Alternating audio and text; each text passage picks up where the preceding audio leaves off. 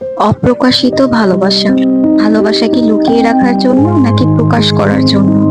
তাকে যখন জিজ্ঞেস করেছিলাম, আচ্ছা, তুমি কি আমাকে সত্যিই ভালোবাসো? তখন সে বলল, ভালোবাসা কখনো প্রকাশ করতে নেই। প্রকাশ করলে নাকি মানুষ বদলে যায়, অহংকার বেড়ে যায়, মূল্য কমে যায়। আমি চুপ করে শুনছিলাম, কারণ ভালোবাসা নিয়ে তর্ক করা যায় না, শুধু অনুভব করা যায়। ভাবলাম, তাহলে কি ভালোবাসা মানে শুধু চুপ থাকা? তাহলে কি হাত ধরার ইচ্ছেগুলো লুকিয়ে রাখা, নাকি ভালোবাসার শব্দটা বুকের ভিতর কবর দেওয়া? রাসূলুল্লাহ সাল্লাল্লাহু আলাইহি ওয়াসাল্লাম তার স্ত্রীদের তো ভালোবাসতেন। কথায়, কাজে, আচরণে তিনি হাসতেন, গল্প করতেন, নির্জনে হেঁটে বেড়াতেন ভালোবাসার মানুষটির সাথে। তাহলে ভালোবাসা লুকানোর শিক্ষা আমরা কোথা থেকে পেলাম? ভালোবাসা যদি প্রকাশ না পায়, তাহলে অনুভব করবে কিভাবে কেউ? নীরবতা কি কখনো কারো হৃদয় ভরাতে পেরেছে?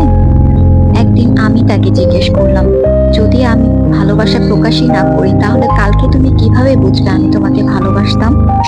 সে চুপ করে রইল, কারণ সত্যিটা খুবই সহজ। ভালোবাসা প্রকাশ করলে কমে না, ভালোবাসা ভুল মানুষের কাছে গেলে তবেই কমে।